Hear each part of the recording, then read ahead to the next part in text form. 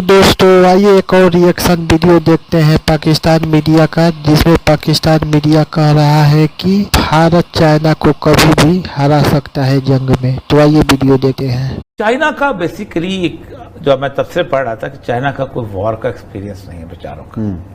जिंदगी में कभी उन्होंने किसी भी साथ भी वॉर नहीं करी। उनके साथ जापान ने जो किया, जापान जो है मतलब ऐसे रौनता हुआ उनको गुजर गया था। एक जो मैं तब से पढ़ रहा था कि चाइना का कोई वॉर का एक्सपीरियंस नहीं है बेचारों का।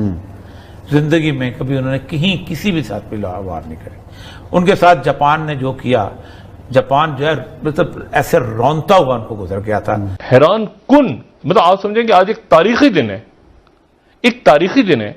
That the purpose of squad is to target Beijing, कि आप बीजिंग के खिलाफ ही क्वाड बनाए।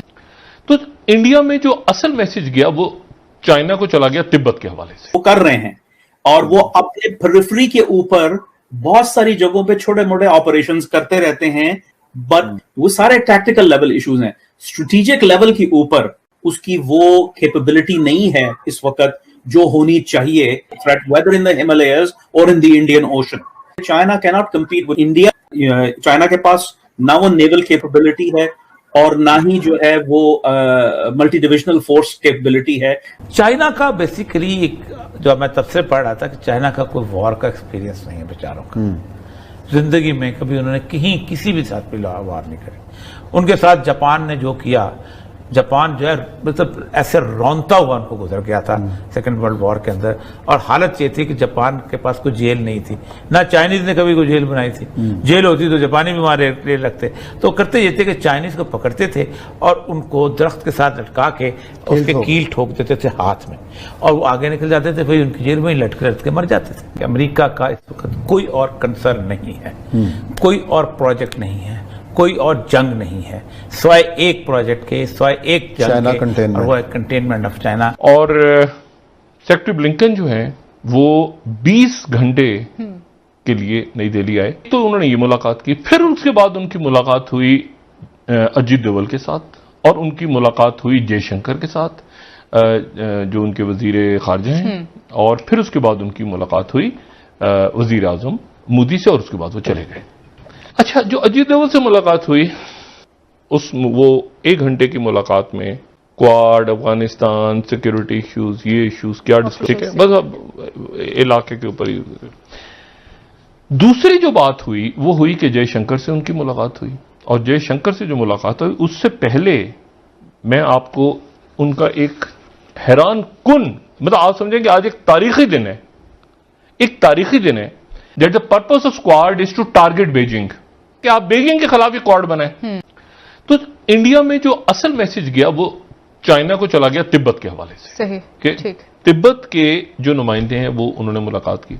इंडिया को अगर उन्होंने इस तरह से बात इंडिया से की है तो सारा का सारा ताज उठा के पाकिस्तान के सर पे रख दिया जाएगा, ऐसा भी नहीं होने जा रहा। अमेरिका का प्रेशर पाकिस्तान पे बढ़ेगा। देखें, चीन जो है वो एक्चुअली डिपेंड कर रहा था कि अमेरिका जो है वो कोई ना कोई सिस्टम रखेगा जो मैनेज करेगा अफगानिस्तान को, क्योंकि अगर अगर जो अफगानिस्तान की जो केओस है वो पाकिस्तान में स्पिल ओवर होती है तो सीपैक कॉरिडोर को असरअंदाज होगी, और वो चीन के हक में नहीं है। इस सब चीज के लिए ब्लू वाटर नेविगेशन कैपेबिलिटी की जरूरत है, जो चाइनीज रेजिम के पास नहीं है।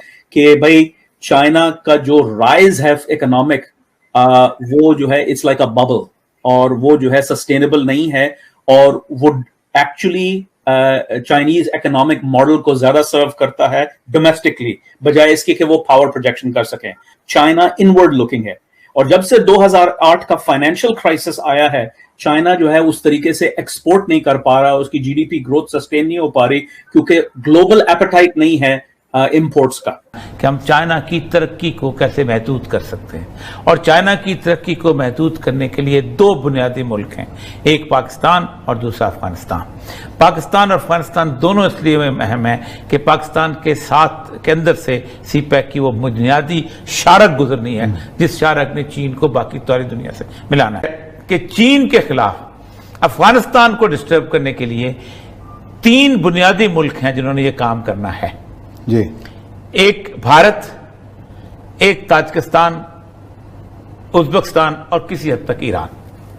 जब आपकी इकोनॉमी जो है, पूरा मॉडल जो है वो एक्सपोर्ट्स, मैन्युफैक्चर्ड गुड्स का एक्सपोर्ट्स पे बेस्ड हो, तो आप डिपेंडेंसी हो जाती है आपकी ग्लोबल जो है इकोनॉमिक हेल्थ, फाइनेंशियल वेलबीइंग की। 2008 के बाद ये हुआ है कि भाई अब वो उस तरीके से सस्टेन नहीं कर पा रहे। कि देखें, जाहिर है पिवट टू एशिया, चाइना को काउंटर करना है, लेकिन वो एक हायर लेवल का स्ट्रेटेजिक जो है ऑब्जेक्टिव है, लॉन्ग टर्म ऑब्जेक्टिव है। शॉर्ट टर्म में पाकिस्तान का, रियासत का अपने पैरों पे खड़ा होना वो अमेरिका के लिए बहुत अहम है, ठीक है। और अगर चाइना उसमें मुआवनत कर रहा है तो that's good from an American point of view, क्योंकि अमेरिका नहीं कर पा रहा, अमेरिका करना नहीं चाहता, कर नहीं पा रहा, और बहुत सारे जो है इश्यूज हैं, पाकिस्तान के बायलैटरल प्रॉब्लम्स रहे हैं इंडिया अमेरिका के साथ, तो वो कैसे होगा। तो अब ऐसे असना में जब अमेरिका नहीं कुछ कर पा रहा तो सीपैक इज गुड, ठीक है, from an American strategic point of view. लेकिन अब सवाल ये उठता है कि जैसे आपने फरमाया कि भाई वो तो कॉरिडोर मिल रहा है, और फिर आप अरेबियन सी और स्ट्रेट्स ऑफ हॉर्मुज में भी पावर प्रोजेक्शन है, तो उसमें भी एक लॉजिक है कि सबसे पहली बात ये है कि अमेरिका का जो लॉन्ग टर्म फोरकास्ट है वो ये है कि इस खित्ते के अंदर इतनी स्टेबलाइजेशन नहीं होगी कि चाइना जो है वो इस चीज को बरूए कार उस तरीके से ला सके जिस तरीके से वो ऑप्टिमाइज करना चाह रहा है। दूसरी बात यह है कि China has yet to demonstrate कि वो मल्टी डिविजनल फोर्स किसी जगह पे तैनात कर सकता है, उसने आज तक नहीं की है कहीं पे भी। उसके बाद फिर अगर आप जो है मैरिटाइम वाटर्स की बात करते हैं तो सिर्फ सीपैक नहीं है, there is something called CMEC as well, जो म्यांमार से आ रहा है। और आप देखिए कि उसके बाद ये BRI, ये सीपैक, ये सारा ऑपरेशनलाइज हुआ है एज एन अल्टरनेटिव, क्योंकि इन द एंड ये चाइनीज कंपनीज हैं जो बिल्ड कर रही हैं ये इंफ्रास्ट्रक्चर, चाहे वो सेंट्रल एशिया में है, चाहे वो साउथ ईस्ट एशिया में, पाकिस्तान में, चाहे वो कहीं और होगा, ईरान में की बात की जा रही है।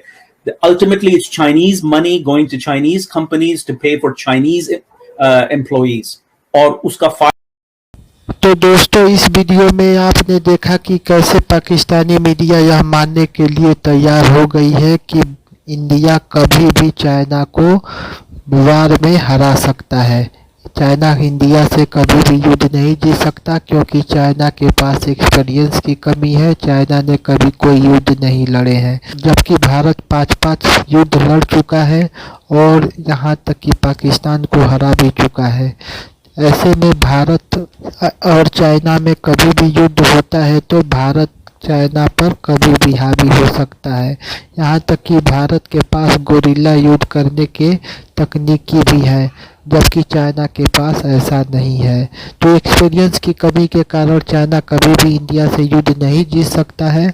लेकिन पाकिस्तानी पहले इस बात को नहीं मानते थे, लेकिन अब ये लोग भी मानना शुरू कर दिए हैं।